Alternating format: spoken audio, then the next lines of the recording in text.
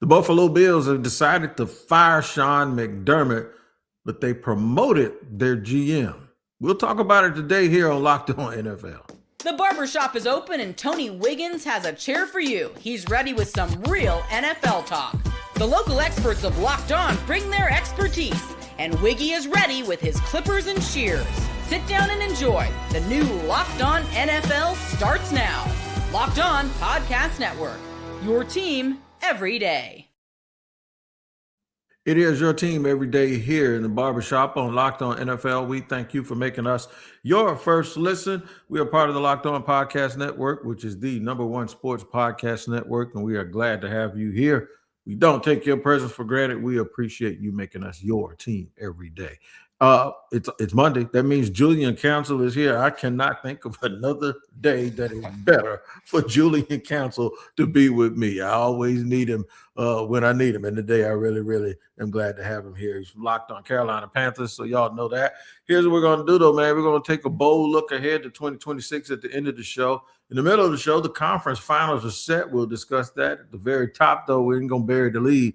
The Buffalo Bills have fired Sean McDermott as their coach. I got to let you guys know that today's episode is brought to you by FanDuel. FanDuel is officially in playoff mode every game day during the NFL playoffs. FanDuel is giving customers even more ways to get in on the action. Visit FanDuel.com to get started. All right, JC, the Bills, the Buffalo Bills that came to Jacksonville last week and made me a believer. The Buffalo Bills that have a lot of fans that reside right there where you live in Charlotte, North Carolina. They told me to be humble, and I'm being humble. But now they fired their coach. And maybe this is why I wasn't humble in the first place, because I've been hearing all year that they needed to fire their coach. Yeah, and here they have fired their coach, which it's not really that surprising, honestly. When you look at it, he's had 8 times to get Buffalo into the playoffs. And he's had 8 times to get them a Super Bowl with Josh Allen, who has turned into one of the best quarterbacks in this generation, certainly one of the best quarterbacks right now in the league, and they have not gotten it done. I think the stat that really sticks out to me in these games that they've lost is that the defense has allowed 31 points on average, and Sean McDermott is a defensive guy. So it's not the fact that, okay, Josh is going out there making enough plays. In fact, they can't get any stops, and you're supposed to be a defensive coach, and you're not playing complimentary football for your franchise quarterback, for a guy who, I don't know how long Josh Allen wants to play, but he's, 9 years into his career? He's physical, and he's very physical. Right? Like, how much time does he have left to really be at the top of his game? 6 years, 7? It could all end tomorrow. And I'm not trying to put that out there, but there's nothing guaranteed moving forward. So I just think for Buffalo, they looked at the fact that Sean McDermott has been there for a while. What happened in Kansas City a couple of years ago, there was a great article by Tyler Dunn about the follow-up from that. And for the fact they've been able to get back to this point in time is kind of surprising, is considering some of the dynamics that changed after that game in Kansas City.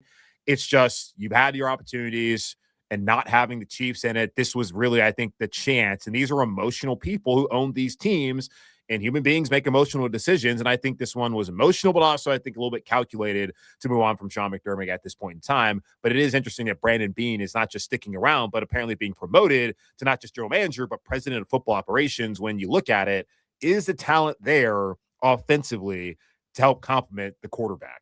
And it's as clear as day. They are drawing a line of demarcation, and okay, we are keeping a part of the solution and we're getting rid of part of the problem. So you see the thought process of ownership. Now you need to hear the thought process of one Joe Marino, one of the best in the business of Locked On Bills.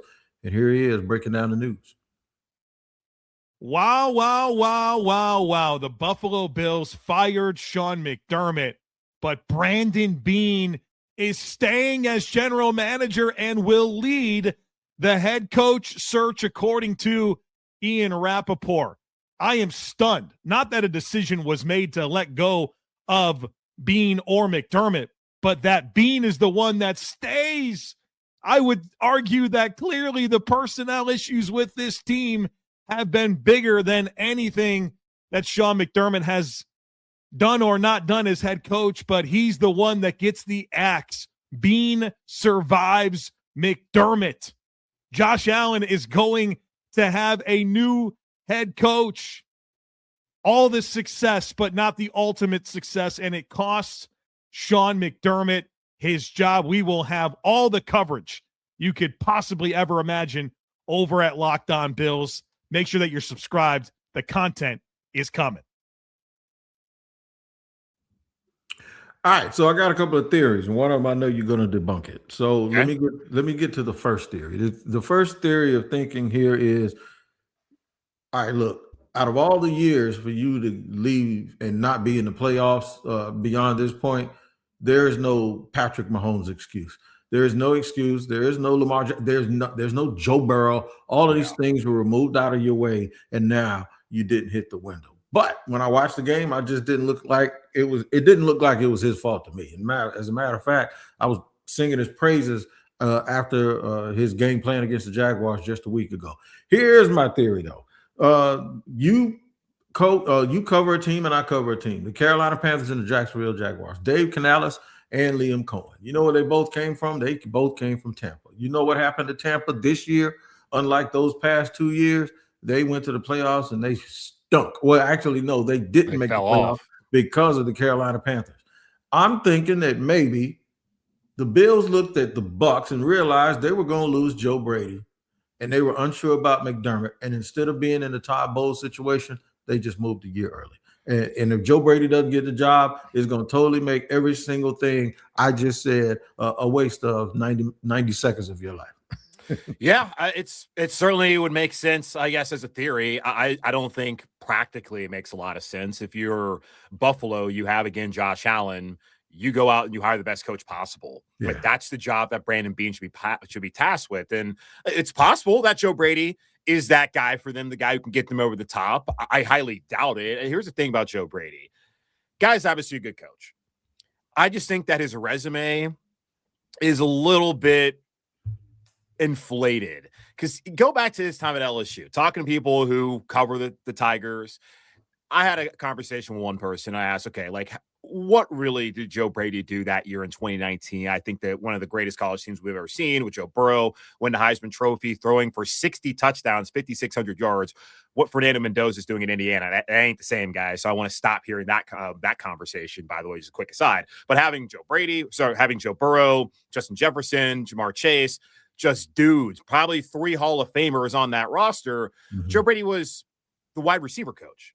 He didn't coach Joe Burrow.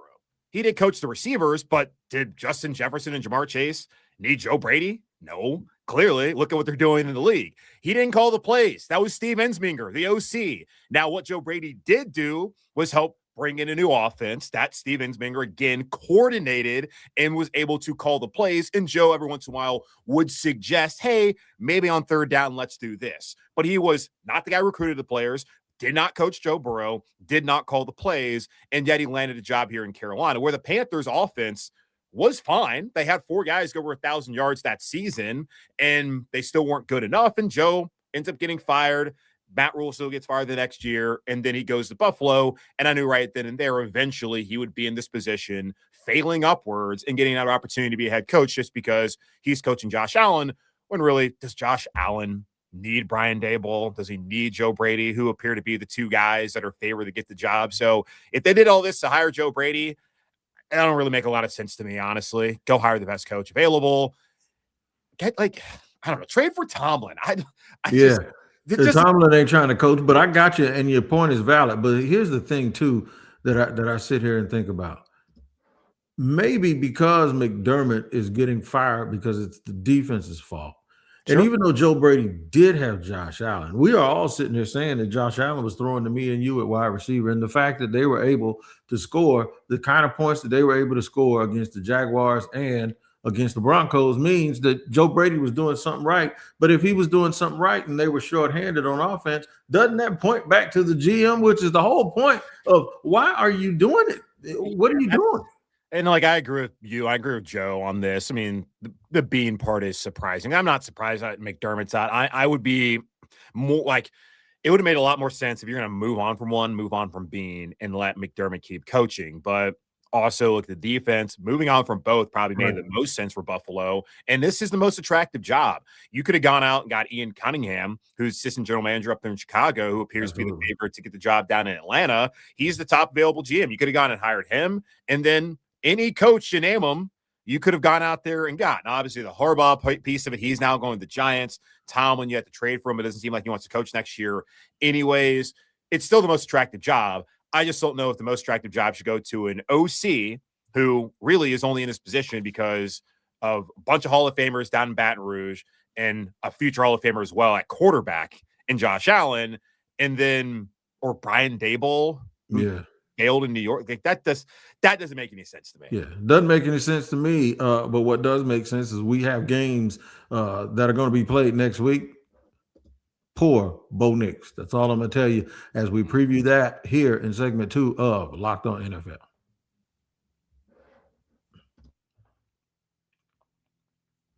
All right, today's show sponsored and brought to you by Ultimate QB, football legend. You ever wish to become a pro quarterback? How about getting drafted first overall? Well, now you can. There's a mobile game just for you, and it's called Ultimate QB, football legend. In this game, you step into the cleats of a number 1 draft pick quarterback, and it's your job to lead your team to greatness, to help turn a failing franchise into a dynasty. This is the number 1 QB career mode game on mobile app stores, and it introduces the most realistic environment with full career control. If your flight is long enough, if you're in airplane mode, you can play this. You might be able to get 2 seasons.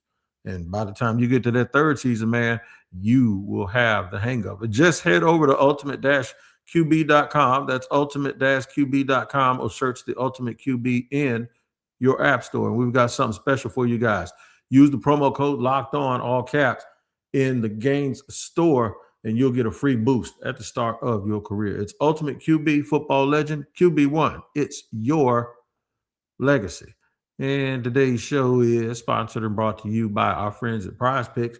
The big game is almost here, and there's no better way to stay locked in to every moment than with Prize Picks, the daily fantasy app where it always feels good to be right. With football season coming down to its final stretch, now's the perfect time to close it out very, very strong. Prize Picks makes watching the game even more exciting by letting you simply build lineups around your player projections. No draft, no waiting, just football action all the way through the playoffs. Prize Picks is incredibly easy to get started. Pick 2 or more players and choose more or less on their projections. Download the Prize Picks app today and use the code Locked On NFL to get $50 in lineups after you play your first $5 lineup.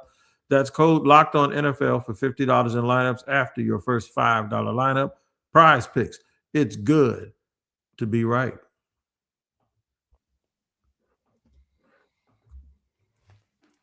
All right, JC, a lot of talk about the Buffalo Bills, who are coming on vacation. They're coming to Cancun with Jaguars and the Panthers and everybody else. You know, we've been here all week already, so we'll just warm it up for them. But seriously, Denver made that happen with stellar play, clutch play down the stretch.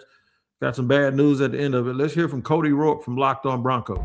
The Denver Broncos will host the AFC Championship next week after they knocked off Josh Allen and the Buffalo Bills in an overtime thriller, 33-30 here. It was a back and forth action here as the Broncos once had a 23-10 lead in this game, but Josh Allen made himself valuable here, showcasing how dangerous of a player he is. But the Broncos, Bo Nix, ultimately get the last laugh in this game as Will Lutz knocks in the game-winning field goal. And now the Denver Broncos, just 10 years after they hosted an AFC Championship game against the New England Patriots, they get to host another one with a chance to go back to Santa Clara for Super Bowl 60, where the last time they won, Super Bowl 50, 10 years ago. Where at? Santa Clara. The Denver Broncos are finding themselves to be a team of destiny here, and they're going to have to clean up some things offensively to find sustainability along the way. But you know what?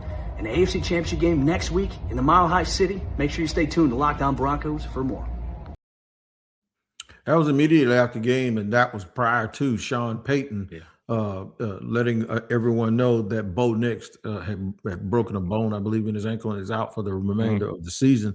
So shout out to Cody for the instant impact, and now we had to pile on that instant impact on top of it, and obviously it has an impact on this game. Looking forward, JC. Yeah, it does, and you know, Your heart goes out to Bo Nix, about to play the Yeah. biggest game of his career, and what he's gone through, his story at Auburn. His dad hadn't played there back in the 90s, Bo taking over, being the quarterback for that team, but then things not working out for him, going to Oregon, having a rebirth, and being drafted in the first round. I really doubted just how good he would be, and clearly having Sean Payton is very helpful, but Bo has been a big piece of getting this team to this point in time. And he'll still be a big piece throughout the week as a leader and helping them get prepared and helping Jarrett Stidham get prepared to try and go out there and win. And based off of how the Pats played on Sunday, really how Drake May did not take care of the football, this is a game absolutely that Denver can win. Like, here's the thing.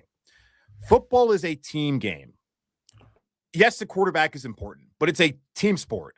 And what we saw what happened in Philadelphia a couple years ago is the truest definition of that, what Nick Foles was able to do, and really what Frank Reich was able to do, what Doug Peterson was able to do, and even John DeFilippo, that coaching staff, to be able to get that team offensively to continue to play to a standard and be able to win that game against New England. With the win the 2 games in the playoffs before that, I give him a ton of credit. And now that's what Sean Payton, who people think could be a Hall of Fame coach. Hell, man, if you want to be in Canton one day, this is the kind of game you go out there and you win. These are the kind of moments you stand tall and you find a way to still get that Lombardi trophy. So, yeah, I think Denver absolutely can win on Sunday. I think they can absolutely prepare for 2 weeks and come back and win a couple Sundays from now as well. So, yeah, it sucks for Bo, but team game, good enough defense.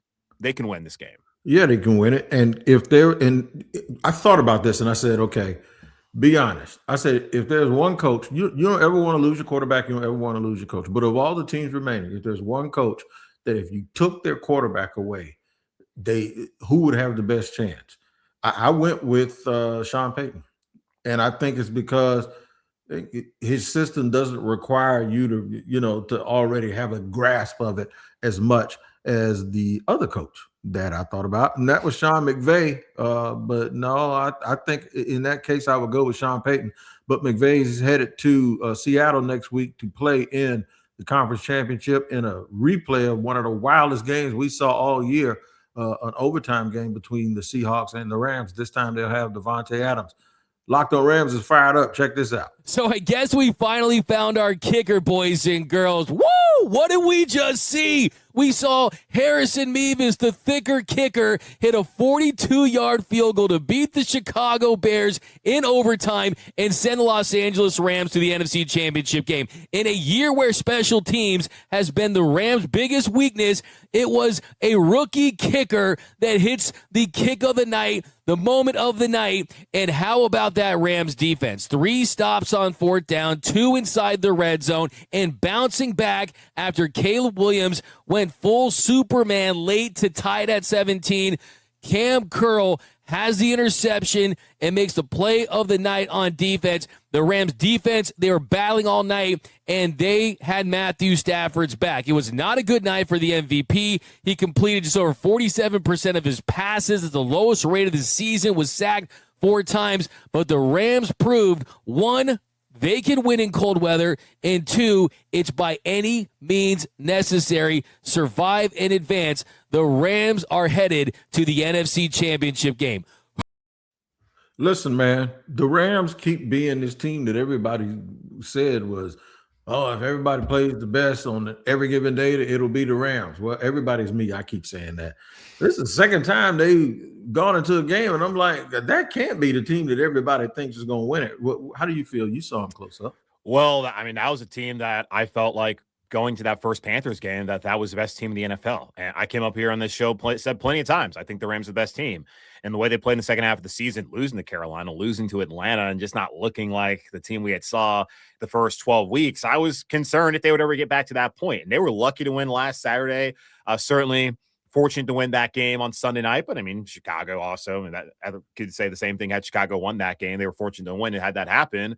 But, yeah, it's a good football team. And the fact they have playoff experience is huge. And they won it and played a Panthers team that hadn't been in that spot. They got the win. They played a Bears team that had not really been in that spot, at least in the divisional round, got the win. And, yeah, they had to play in the snow. Second year in a row. And the fact that they played in it a year ago, maybe that's helpful. And looking at the weather on Sunday in Seattle, it's going to be 46 and rainy. So gonna have to deal with the elements again. I do think, though, it sets up well for LA, because if there's anyone who has defended Sam Darnold better than them, I want to know that team. Sam has 6 interceptions this season against the Rams. The Seahawks probably should have not won either, or they certainly should have won. I mean, they didn't win the first time. They certainly shouldn't have won the one a couple weeks ago. So it'll be interesting to see defensively, not just offensively, what Sean McVay is going to put together, but defensively, what they're going to be able to piece together as far as that game plan against Sam Darnold, and if the Seahawks can find a way to match. Yeah, we got to see if Charbonnet is going to play, man, because that 1-2 punch at running back that they have, it really makes things a lot easier. They ain't necessarily like opposites either. Both of them are powerful, him and Kenneth Walker. So that adds a layer to it, especially when their defense can play well enough that they can commit to the run, because their defense can hold you down in points. So we'll see how that all works out. We're going to take a bold look ahead to 2026, point out a couple of teams that did not have success yesterday in the playoffs, and see if there's a Washington Commanders from 2024 in that bunch. And maybe a team that is going to be like some of these teams were this year, Carolina and Jacksonville, teams that didn't make the playoffs, they can pop in, who's more likely to make an appearance next year. We'll discuss that here on Locked On NFL. All right, today's show is sponsored and brought to you by our friends over at FanDuel. Wild card round is done. The divisionals are done. We are moving to conference championship round, and FanDuel is officially in playoff mode. Every game, every day during the NFL playoffs, FanDuel is giving customers even more ways to get in on the action, because right now, every NFL playoff game day, FanDuel users get a profit boost pack waiting for them inside the app. Each game day, you'll see a pack loaded with multiple profit boosts. You can apply the bets you like the most. Apply them to the bets that you like the most. You make your picks, then apply your profit boost to go after even bigger payouts while the playoffs get rolling. So visit FanDuel, an official sportsbook partner of the NFL, and grab your profit boost pack every NFL playoff game day.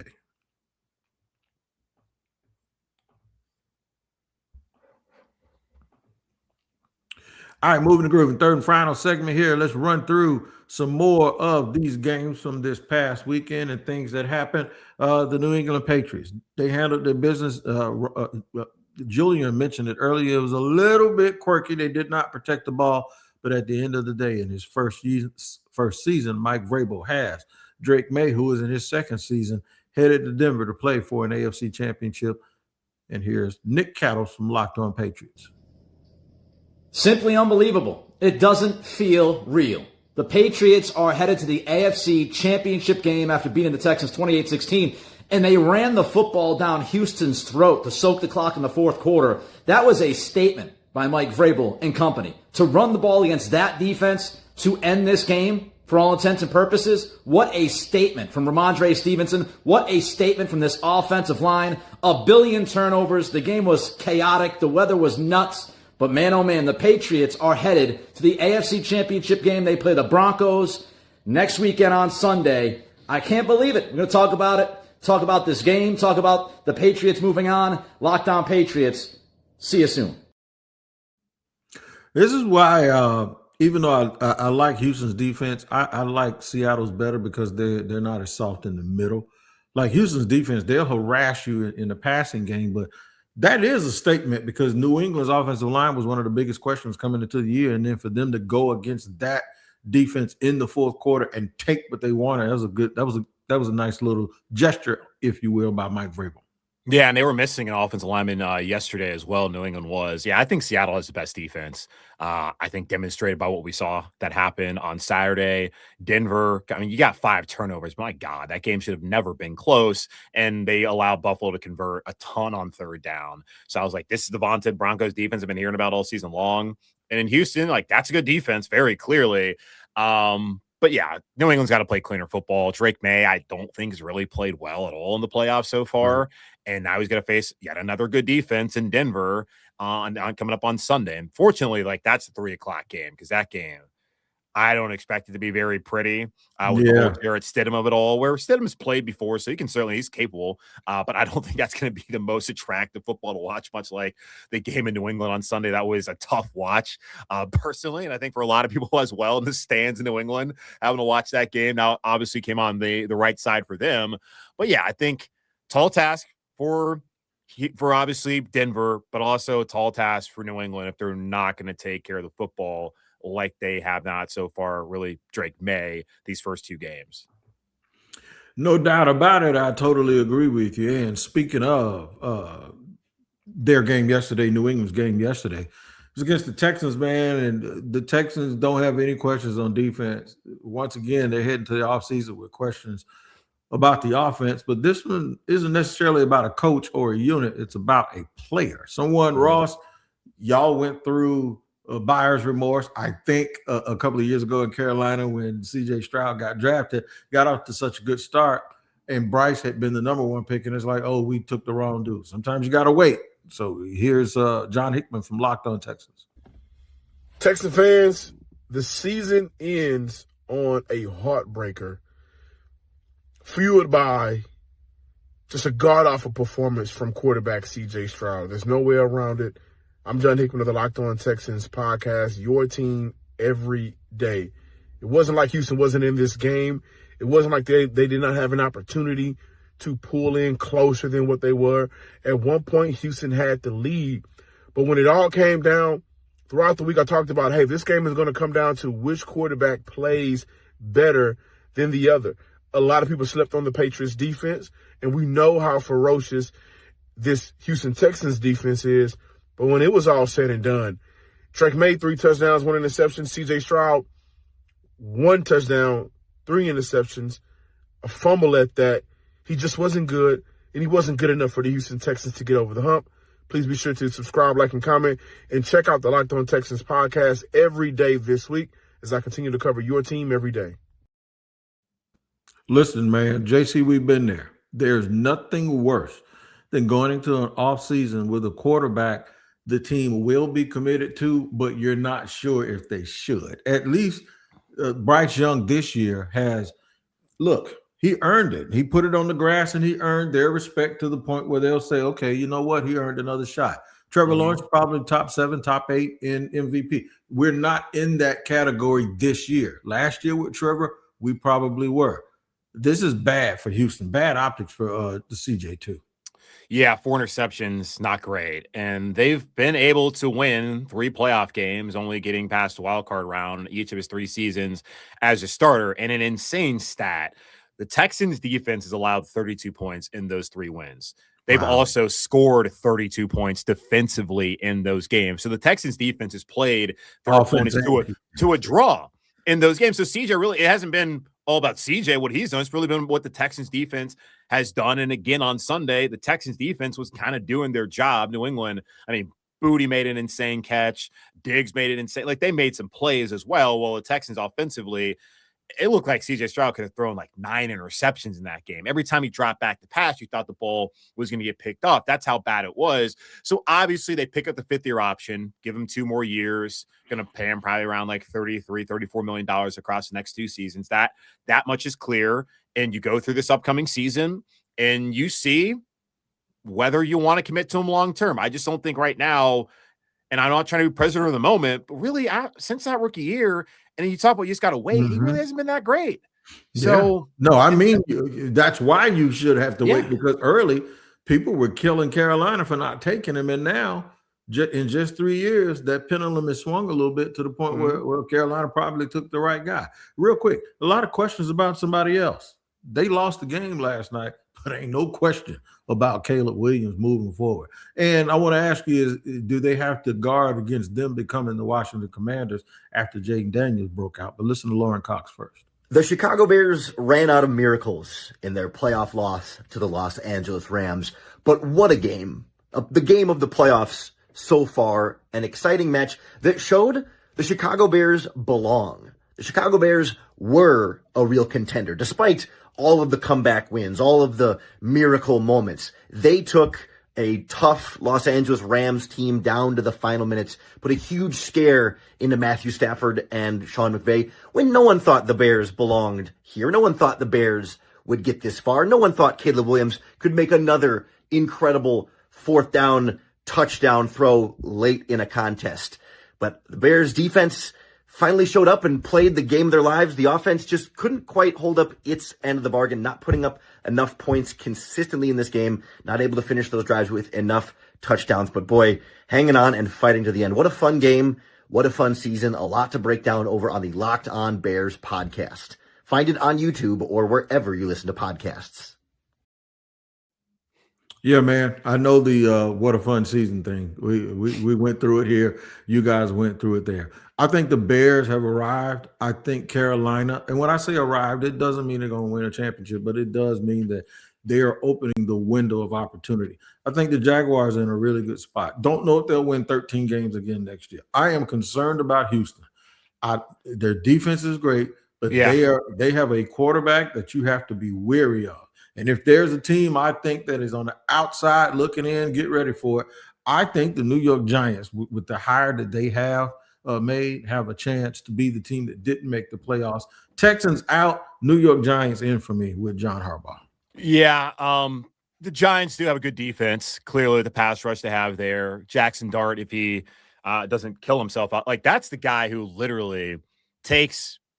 I will go out there and I would die on that field way too literally. Like, I think he honestly would die on the football field. If that's the way he's going to go, that's the way he honestly wants to go. Like, that's how he plays the game. So I think he needs to dial it back and have something rewired in his head and tell him, hey, Jackson, let's not do that. So, yeah, I think the Giants could be a team like that. But, yeah, I think Houston, natural regression candidate because I think Liam Cohen clearly has got things rolling, got Trevor Lawrence in the right spot there in Jacksonville. Indianapolis, it's going to be tough with Daniel Jones coming back from the Achilles tear, and we'll see with them. But that was a team that was solid until their schedule got tougher, and, of course, they lost their quarterback.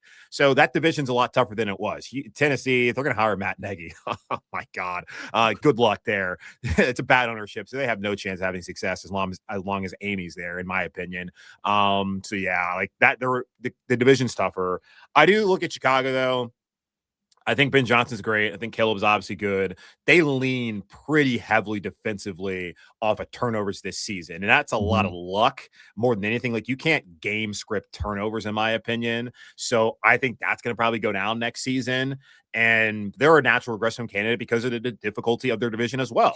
Like, Green Bay's not going anywhere. Detroit still going to be a good football team. Minnesota, I think they're screwed because the quarterback's not any good. They can keep trying. It ain't going to work. So that's, I could see Houston. I'm just trying of these teams. I think Denver's probably the team I would say would be the Commanders for next year, just because I think Knicks is fine. They won a lot of close games this season. And like the Vikings a couple of years ago, they won a lot of close games with Kirk Cousins. They couldn't keep it going the next season. And Washington won a lot of close games. Now Daniel's being injured. That did not help, but they couldn't keep it up. I don't think Denver's going to go out there and win a bunch of those close games next year. And again, like, that's not an easy division either. So that would be my regression candidate for next season. Yeah, there's some other places too that have some big questions. Green Bay. When you think about Green Bay, of course, Dallas, that'll be another as the world turns soap opera. There are a lot of things, man. You sit there and watch them, you go, what is going to happen with them? What happens in Philadelphia? We're going to have you covered here on the Locked On Podcast Network because it's always going to be you're the priority here on Locked On Podcast Network. Each and every day, make sure you tap in to the Everydayers Club. Go down into the description of the shows that you enjoy the most and join the Everydayers Club for a small fee. You can get ad-free audio versions of the show as well as access to our merch store. All right, Julie and I are going to go get to it and try to find some other stories to dig up here for the barbershop. We'll do that. You guys take care. Thanks for joining us here on Locked On NFL.